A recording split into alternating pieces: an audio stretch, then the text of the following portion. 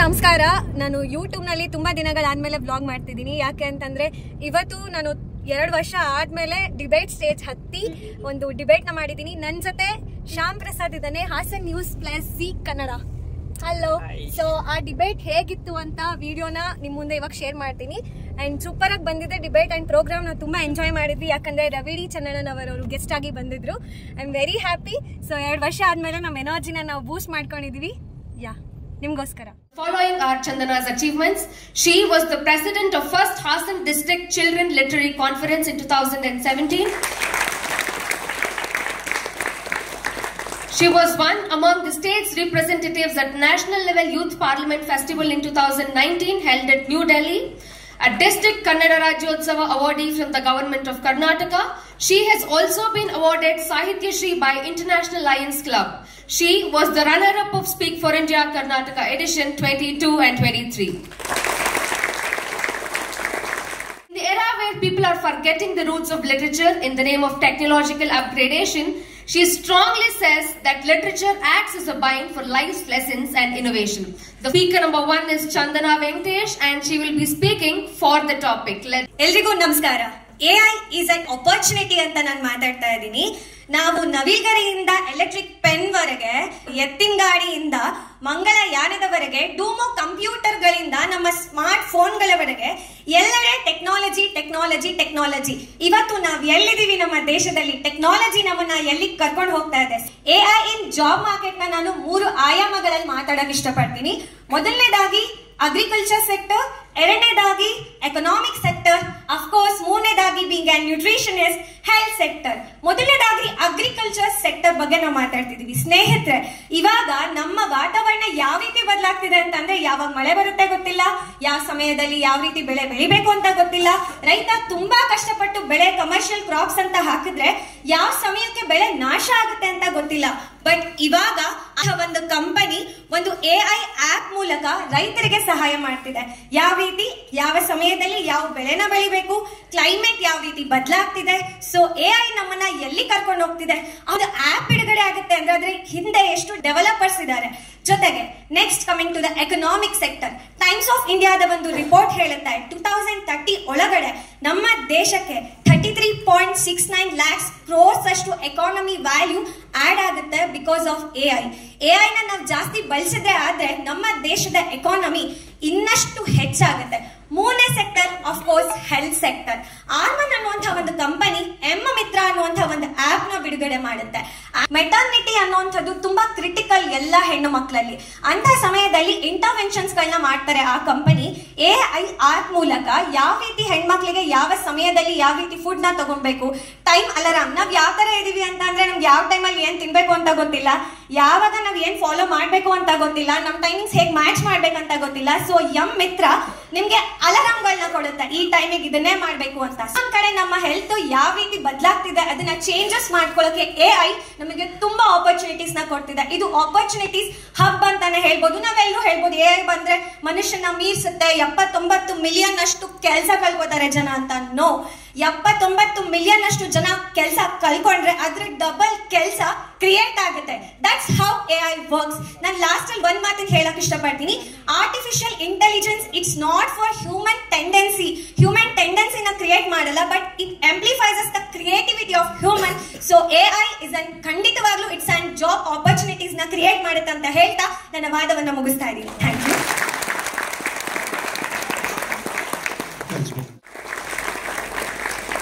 Up next on stage, I would like to invite Shyama Prasad HP. He is currently working as an executive producer at Zee Kannada, Bangalore. He has represented Karnataka and Goa Directorate in Republic Day Parade at New Delhi. A delegate for Yuva Sangam, a youth exchange program organized by Ministry of Education held at IIT Guwahati. He was felicitated with Man Inspire Award from the University of Mangalore for exceptional performance in mass communication and journalism. He has directed many documentaries and short films, a theatre enthusiast, and he was the winner of Speak for India Karnataka edition 2023-24. Let's roll Shyama Prasad. ಎಲ್ಲರಿಗೂ ನಮಸ್ಕಾರ. ಮಾತಿನ ಬರದಲ್ಲಿ ನಂಗೊಂದು ಸಾಹಿತ್ಯ ನೆನಪಾಯ್ತು. ಏನಂತಂದ್ರೆ ಸುಮಾರು ಒಂದು 10-12 ವರ್ಷಗಳ ಹಿಂದೆ ಕನ್ನಡ ಚಿತ್ರರಂಗದಲ್ಲಿ ಒಂದು ಹಾಡು ಬಂತು. ಏನಂತಂದ್ರೆ ಎಲ್ಲಾ ಮಾಯ ನಾಳೆ ನಾವು ಮಾಯ, ಅರಿಶಿನ ನುಂಗಿತ್ತು ಫೇರ್ ಅಂಡ್ ಲವ್ಲಿ, ಕುಂಕುಮ ನುಂಗಿತ್ತು ಸ್ಟಿಕ್ಕರ್ ಚುಕ್ಕಿ, ಎಲ್ಲಾ ಮಾಯ ನಾಳೆ ನಾವು ಮಾಯ ಅಂತ. ಯಾಕೆ ಇವತ್ತು ಆರ್ಟಿಫಿಷಿಯಲ್ ಇಂಟೆಲಿಜೆನ್ಸ್ ಅನ್ನುವಂಥದ್ದು ಜಾಬ್ ಮಾರ್ಕೆಟ್ ಅನ್ನ ಯಾವ ಹಂತಕ್ಕೆ ಆಕ್ರಮಣವನ್ನ ಮಾಡ್ತಿದೆ ಅಂತ ಹೇಳಿದ್ರೆ, ನೇರವಾಗಿ ನಾನು ಇತಿಹಾಸಕ್ಕೆ ಹೋಗ್ತೇನೆ. 1930ರಿಂದ 40ರ ದಶಕದಲ್ಲಿ ಯುರೋಪ್ ನಲ್ಲಿ ಕೈಗಾರಿಕರಣ ಸ್ಟಾರ್ಟ್ ಆಗುತ್ತೆ. ಆಗ ದೊಡ್ಡ ಮಟ್ಟದಲ್ಲಿ ದಂಗೆ ಹೇಳುತ್ತೆ. ಯಾಕಂತ ಹೇಳಿದ್ರೆ ನಾವು ಇವತ್ತು ಕೈಗಾರಿಕರಣದಿಂದ ಜಾಬ್ ಅನ್ನ ಕಳ್ಕೊಂತಿದೀವಿ ಅಂತ ಅನ್ಕೊಂಡು 1992ಕ್ಕೆ ಬರ್ತಾನೆ. ಭಾರತ ಏನ್ ಮಾಡುತ್ತೆ ಅಂತ ಹೇಳಿದ್ರೆ LPG ಕಾನ್ಸೆಪ್ಟ್ ಅನ್ನ ಅಡಾಪ್ಟೇಷನ್ ಮಾಡ್ಕೊಳ್ಳುತ್ತೆ. ಆಗ ಏನಾಗುತ್ತೆ ಅಂತ ಹೇಳಿದ್ರೆ ಭಾರತದಲ್ಲಿ ಎಕಾನಮಿ ಬಿಲ್ಡ್ ಆಗುತ್ತೆ, ಸಾಫ್ಟ್ವೇರ್ ಗಳು ಬಿಲ್ಡ್ ಆಗುತ್ತೆ. ಇವತ್ತು ದೇಶದಲ್ಲಿರುವಂತ ಭಾರತದ ಬೆಂಗಳೂರನ್ನ ಸಿಲಿಕಾನ್ ಹಬ್ ಅಂತ ಹೇಳ್ತಾರೆ. ಯಾಕಂತ ಹೇಳಿದ್ರೆ ಸಿಲಿಕಾನ್ ವ್ಯಾಲಿಯಿಂದ ಇವತ್ತು ಜಾಬ್ ಮಾರ್ಕೆಟ್ ಅನ್ನೋದು ಜಾಸ್ತಿ ಆಗಿದೆ ಅಂತ ಅನ್ಕೊಂಡು. ರೇಷಿಯೋವನ್ನ ಗಮನಿಸಿ, ಕೇವಲ 50 ವರ್ಷಗಳಲ್ಲಿ ಹೀಗಿದ್ದಂತ ಜಾಬ್ ಮಾರ್ಕೆಟ್ ಹಾಗೋಗ್ಬಿಟ್ಟಿದೆ. ಎಲ್ಲಿದೆ ಕಾನ್ಸ್ಟೆನ್ಸಿ, ಎಲ್ಲಿದೆ ಸೆಕ್ಯೂರಿಟಿ? ಈಗ 2025ಕ್ಕೆ ಬಂದಿದ್ದೇವೆ ನಾವು. 2025ಕ್ಕೆ ಆರ್ಟಿಫಿಷಿಯಲ್ ಇಂಟೆಲಿಜೆನ್ಸ್ ಅನ್ನುವಂಥದ್ದು ಬಂದ ಕೂಡಲೇ ಏನಾಗುತ್ತೆ ಅಂತ ಹೇಳಿದ್ರೆ, ಒಂದಷ್ಟು ಜನ ಫೋರ್ಬ್ಸ್ ಪಟ್ಟಿಯಲ್ಲಿ ಕೊಟ್ಟಿರುವಂತಹ ಡೇಟಾ ರಿಪೋರ್ಟ್ ಪ್ರಕಾರ 2030ರ ಹೊತ್ತಿಗೆ ಸುಮಾರು 3 ಮಿಲಿಯನ್ ನಷ್ಟು ಜನರು ನೇರವಾಗಿ ನಮ್ಮ ಕೆಲಸವನ್ನ ಕಳ್ಕೊಳ್ತಾರೆ ಅನ್ನುವಂತ ರಿಪೋರ್ಟ್ ಅನ್ನ ಕೊಡ್ತಾ ಇದ್ದಾರೆ. ತುಂಬಾ ದೂರದ ಮಾತನ್ನ ನಾನು ಹೋಗೋದಿಲ್ಲ. ನನ್ನದೇ ಒಂದು ಇಂಡಸ್ಟ್ರಿನ ತಗೊಳ್ತಾನೆ, ಮೀಡಿಯಾ ಅಂಡ್ ಎಂಟರ್ಟೈನ್ಮೆಂಟ್ ಇಂಡಸ್ಟ್ರಿ. ಇವತ್ತು ಮೀಡಿಯಾ ಅಂಡ್ ಎಂಟರ್ಟೈನ್ಮೆಂಟ್ ಇಂಡಸ್ಟ್ರಿ ಇದ್ದಂತ ಎಲ್ಲಾ ಕಂಪನಿಗಳು ಇವತ್ತು ಏನನ್ನ ಮಾಡ್ಕೊಂಡಿದೆ ಅಂತ ಹೇಳಿದ್ರೆ, education and media entertainment tech company ಅನ್ನುವಂಥದ್ದನ್ನ ಶುರು ಮಾಡ್ತಿದೆ. ಏನಕ್ಕೆ ಈ ಟೆಕ್ ಅನ್ನುವಂತ ಪದವನ್ನ ಆಡ್ ಮಾಡ್ಕೊಂಡ್ರು? ಯಾಕಂತ ಹೇಳಿದ್ರೆ ದೇ ನೀಡ್ ಬ್ಲಡಿ ಕ್ಯಾಪಿಟಲೈಸ್. ಅವ್ರಿಗೆ ಹಣ ಬೇಕು, ಜನ ಬೇಡ. ಇವತ್ತು ಕಾರ್ಪೊರೇಟ್ ಅನ್ನುವಂತ ಶುರುವಾದ ನಂತರದಲ್ಲಿ ಏನಾಯ್ತು ಅಂತ ಹೇಳಿದ್ರೆ, they called as as human resources. In future A ಬಂದಾಗ ನಮ್ಮನ್ನ ಏನಂತ ಕರಿಬಹುದು? ಇನ್ನೊಂದು ಹೊರಡನ್ ಕೊಡ್ತಾರಾ? ಹಾಗಿದ್ದಲ್ಲಿ ಜಾಬ್ ಮಾರ್ಕೆಟ್ ಅನ್ನುವಂಥದ್ದು ಎ ಇಂದ ಜಾಸ್ತಿ ಆಗತ್ತಾ? ಅದು ನಮ್ಗೆ ಹೆಲ್ಪ್ ಅನ್ನ ಮಾಡುತ್ತಾ? ಇಲ್ಲ. ನಾವೇ ಹುಡ್ದಂತ ಕೆಟ್ಟಕ್ಕೆ ನಾವೇ ಬೀಳ್ತೀವಿ ಸ್ವಾಮಿ. ಇನ್ 20 ವರ್ಷ ಸಾಕು. ಮುಂದಿನ ಜನರೇಷನ್ ಏನನ್ನ ಮಾಡುತ್ತೆ? ಇವತ್ತು ದೇಶದಲ್ಲಿ 23 IITಗಳಿದೆ, 15,000ಕ್ಕೂ ಹೆಚ್ಚು ಇಂಡಸ್ಟ್ರಿಯಲ್ ಟ್ರೈನಿಂಗ್ ಇನ್ಸ್ಟಿಟ್ಯೂಟ್ಗಳಿದೆ. ಅವೆಲ್ಲ ಏನನ್ನ ಮಾಡ್ಬೇಕು? ಹಾಗಿದ್ರೆ ದಿನಗಳು ನೌಕರರುಗಳು ಎ ಮುಖಾಂತರ ಅವ್ರು ಕೊಟ್ಟಂತ ಡೇಟಾ ಎಂಟ್ರಿಗಳನ್ನ ಮಾಡ್ಕೊಂಡು ಕೂತ್ಕೊಬೇಕಾ? ಬೇರೆ ಕೆಲಸಗಳೇ ಬೇಡವಾ? ಏನಾಗುತ್ತೆ? ಭವಿಷ್ಯದ ಬಗ್ಗೆ ಒಂದ್ ಚೂರಾದ್ರೂ ಯೋಚನೆಗಳಿದ್ಯಾ? ಆರ್ಟಿಫಿಷಿಯಲ್ ಇಂಟೆಲಿಜೆನ್ಸ್ ಏನನ್ನ ಮಾಡುತ್ತೆ?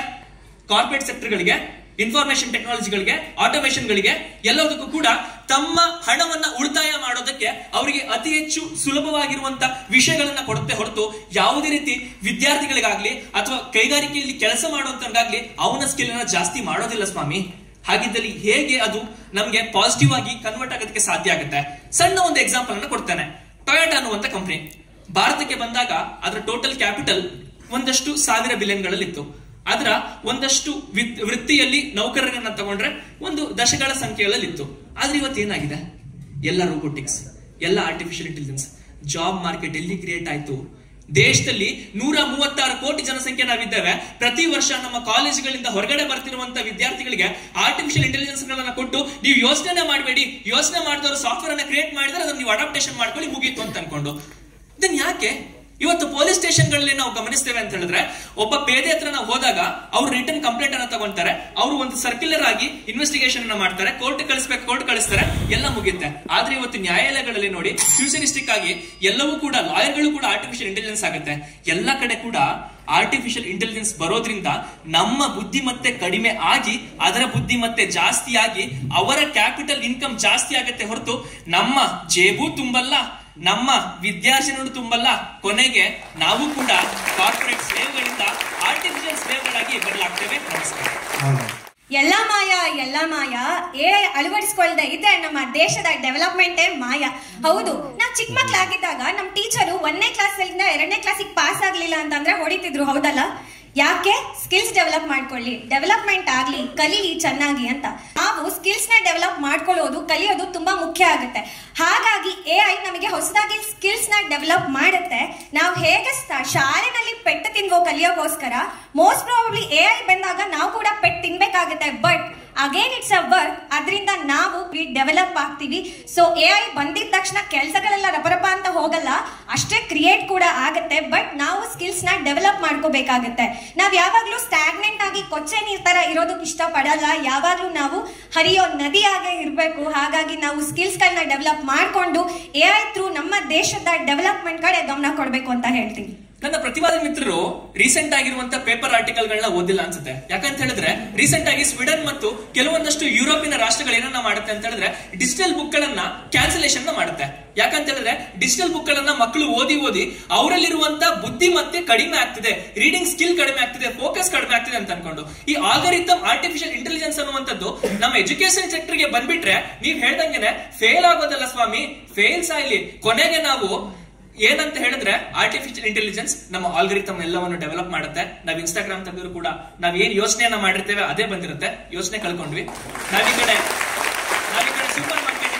ಸೂಪರ್ ಮಾರ್ಕೆಟಿಂಗ್ ಹೋದಾಗ ಅಲ್ಲಿ ಸೇಲ್ಸ್ ಮ್ಯಾನ್ ಏನ್ ಮಾಡ್ತಾರೆ ಅಂತ ಹೇಳಿದ್ರೆ, ಸರ್ ಈ ವಾಟರ್ ಬಾಟಲ್ ತಗೊಳ್ಳಿ ಸರ್, ನೀವು ಈ ವಾಟರ್ ಬಾಟಲ್ ತಗೊಂಡ್ರೆ ನಂಗೆ ₹2 ಸಿಗುತ್ತೆ, ನಿಮ್ದು ಉಳಿಯುತ್ತೆ ನಂದು ಉಳಿಯುತ್ತೆ ಅಂತಿದ್ದ. ಆರ್ಟಿಫಿಷಿಯಲ್ ಇಂಟೆಲಿಜೆನ್ಸ್ ಬರೋದು ಏನಾಗುತ್ತೆ ಗೊತ್ತಾ, ಏನಿಲ್ಲ ಒಂದ್ ಬೋರ್ಡ್ ಇರುತ್ತೆ, ಹೋಗುತ್ತೆ, ಕ್ಲಿಕ್ ಮಾಡ್ತೀವಿ, ಕಾಣದ ಕೈಗಳಿಂದ ಬ್ಯಾಂಕ್ ಅವರು ಡೆಬಿಟ್ ಕಾರ್ಡ್ UPI ಗಳೆಲ್ಲ ಕೊಟ್ಬಿಟ್ಟಿದ್ದಾರೆ. ಈ ಆರ್ಟಿಫಿಷಿಯಲ್ ಇಂಟೆಲಿಜೆನ್ಸ್ ಮುಂದೆ ದಿವಸ ಫಿಂಗರ್ ಪ್ರಿಂಟಿಗೆ ಬರ್ಬೋದು. ಕೆಲಸವೂ ಲಾಸ್, ಅಗೇನ್ ಎಜುಕೇಶನ್ ಲಾಸ್, ಎಲ್ಲವೂ ಲಾಸ್ ಆದ್ರೆ ಕೊನೆಗೆ ಏನನ್ ಮಾಡಕ್ಕಾಗತ್ತೆ? ನನ್ನ ಪ್ರತಿವಾದಿ ಮಿತ್ರರು ಒಂದ್ ಮಾತು ಮರ್ತಿದ್ದಾರೆ ಅಂತ ಅನ್ಸುತ್ತೆ. ಎಜುಕೇಶನ್ ಸೆಕ್ಟರ್ಗೆ ಏನಾದ್ರು AI ಬಂದ್ರೆ ಗೊತ್ತಾ ಅಂತ. ಎಲ್ರಿಗೂ ನೆನ್ಪಿರ್ಬೋದು, ಕೋವಿಡ್ ಬಂತು, ಎಲ್ಲ ಆನ್ಲೈನ್ ಎಕ್ಸಾಮ್ ಪಾಸ್ ಆದವ್ರೆ ಅಲ್ವಾ? ನನ್ನ ಪ್ರತಿವಾದಿ ಮಿತ್ರರು ಕೂಡ ಆನ್ಲೈನ್ ಎಕ್ಸಾಮ್ ಪಾಸ್ ಆದವ್ರೆ.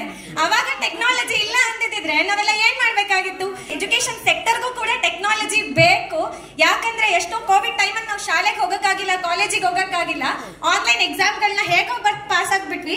ಬಟ್ ನಾನು ಇಲ್ಲಿ ಪಾಸ್ ಆಗಿದ್ರ ಬಗ್ಗೆ ಹೇಳ್ತಿಲ್ಲ. ಆ ಟೈಮಲ್ಲಿ ಟೆಕ್ನಾಲಜಿ ಇಲ್ಲ ಅಂದಿದ್ರೆ ನಾವು ಸುಮ್ಮನೆ ಮನೇಲಿ ಕೂತಿದ್ರೆ ಎಷ್ಟು ಜನ ಕಂಟೆಂಟ್ ಕ್ರಿಯೇಟರ್ಸ್ ಗಳು ಅವಾಗ ಕ್ರಿಯೇಟ್ ಆದ್ರು, ಎಷ್ಟು ಜನ ಹೊಟ್ಟೆ ತುಂಬಿಸ್ಕೊಂಡ್ರು ಕೋವಿಡ್ ಟೈಮಲ್ಲಿ ಟೆಕ್ನಾಲಜಿಯಿಂದ.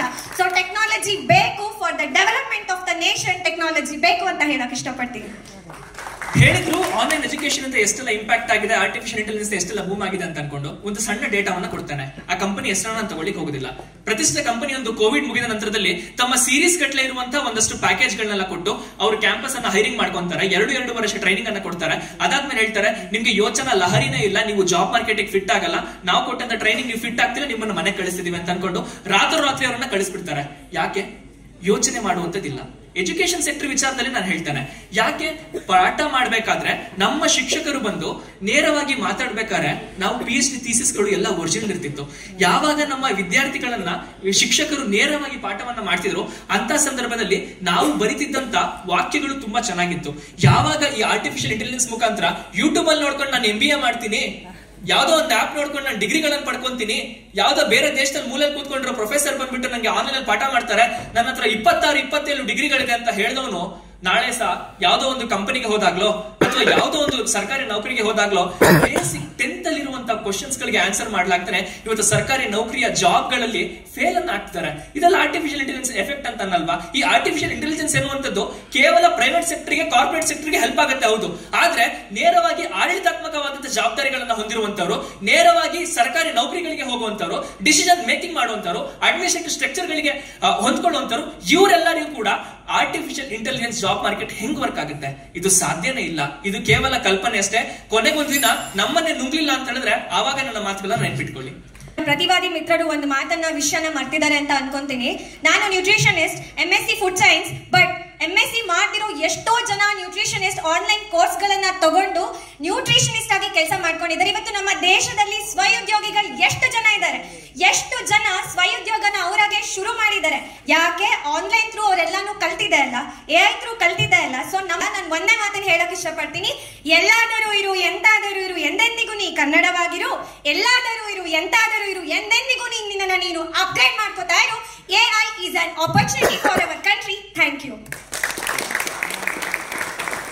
ನನ್ನ ಮಾತುಗಳನ್ನ ಕನ್ಕ್ಲೂಡ್ ಮಾಡೋದಕ್ಕಿಂತ ಮುಂಚೆ ಸಮಾನತೆ ಅನ್ನುವಂತ ಒಂದು ಮಾತು ಬರುತ್ತೆ. ಅದು ಸಮಾನತೆ ಅನ್ಬೇಕಾದ್ರೆ ಕೇವಲ ಆಂಗಿಕವಾಗಿ ಮಾತ್ರ ಅಲ್ಲ, ಬೌದ್ಧಿಕವಾಗಿ ಸಹ ಬೇಕಾಗುತ್ತೆ, ಫಿನಾನ್ಷಿಯಲಿ ಕೂಡ ಬೇಕಾಗುತ್ತೆ. ಆದ್ರೆ ಆರ್ಟಿಫಿಷಿಯಲ್ ಇಂಟೆಲಿಜೆನ್ಸ್ ಅನ್ನುವಂಥದ್ದು ಬಂದ ನಂತರದಲ್ಲಿ ಜಾಬ್ ಮಾರ್ಕೆಟ್ ಅಲ್ಲಿ ಏನೊಂದು ಎಕನಾಮಿಕ್ ಸ್ಟೆಬಿಲಿಟಿ ಅನ್ನುವಂಥದ್ದಿದೆ ಅದು ಕಳೆದು ಹೋಗ್ತಾ ಇದೆ, ಏನೊಂದು ಜಾಬ್ ಸೆಕ್ಯೂರಿಟಿ ಅನ್ನುವಂಥದ್ದಿದೆ ಅದು ಕಳೆದು ಹೋಗ್ತಾ ಇದೆ, ಯಾವ ಒಂದು ಸಸ್ಟೈನಬಿಲಿಟಿ ಅಂತ ಇದೆ ಅದು ಕಳೆದು ಹೋಗ್ತಾ ಇದೆ.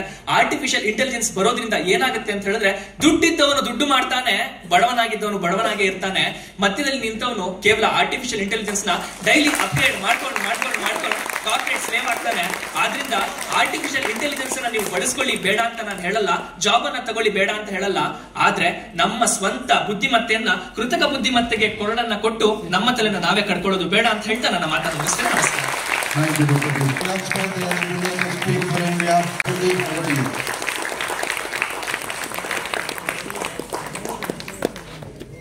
Now, wasn't that a great session? The sparring skills of these debaters are just so inspiring. Wow, a round of applause to these both. ನಮ್ಮ ಚಂದನ ಶ್ಯಾಮ ಪ್ರಸಾದ್ ಅವ್ರ ಜೊತೆ ಕಾಂಪಿಟೇಷನ್ ಮಾಡಲಿಕ್ಕೆ ಪ್ರಯತ್ನ ಪಡ್ತೀವಿ.